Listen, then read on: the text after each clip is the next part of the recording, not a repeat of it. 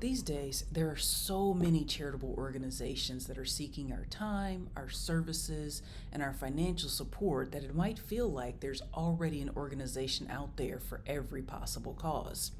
But many of the people that we talk to still have a strong desire to start their own nonprofit organization.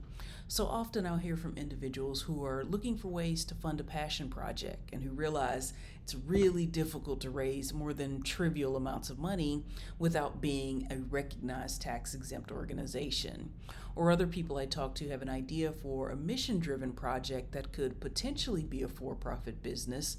It could be a nonprofit organization, it could be a hybrid social enterprise, but they're just not sure what all goes into establishing and maintaining a nonprofit entity.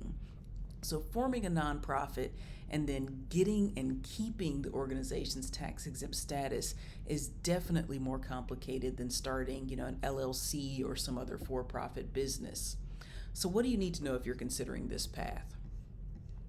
Well, the first thing that you need to be aware of is that there are actually 29 different types of tax exempt organizations. Now, most of the time when people come in and they're talking about starting a nonprofit, they're generally thinking of what we typically hear of, which are your 501c3 charitable organizations.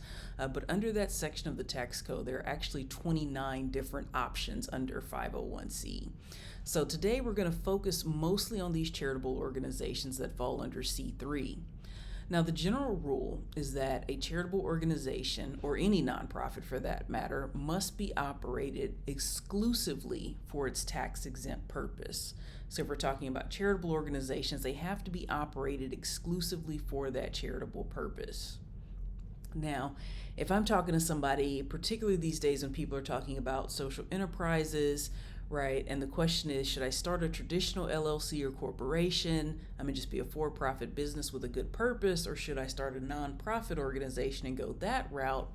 I usually ask them, what is your primary goal here, right? If your primary goal is to make money, right? Your primary goal is to make a profit, to be able to pay yourself whatever income you choose to pay yourself, then traditional LLC or corporation is going to be your best bet. There's absolutely nothing wrong with being a for-profit business with a social mission.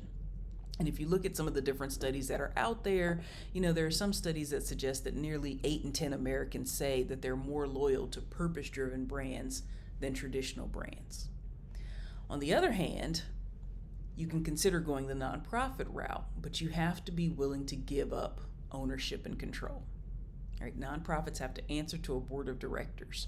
No one owns a nonprofit organization. So even though you might be the founder can be removed, right? The founder could move on, right? And all of those assets remain with the nonprofit organization. These days, like I said, there are so many charitable organizations out there that simply having a good cause is not enough, right? So if you're going to form a nonprofit and then get or keep your organization's tax exempt status, then there's some work that you have to do.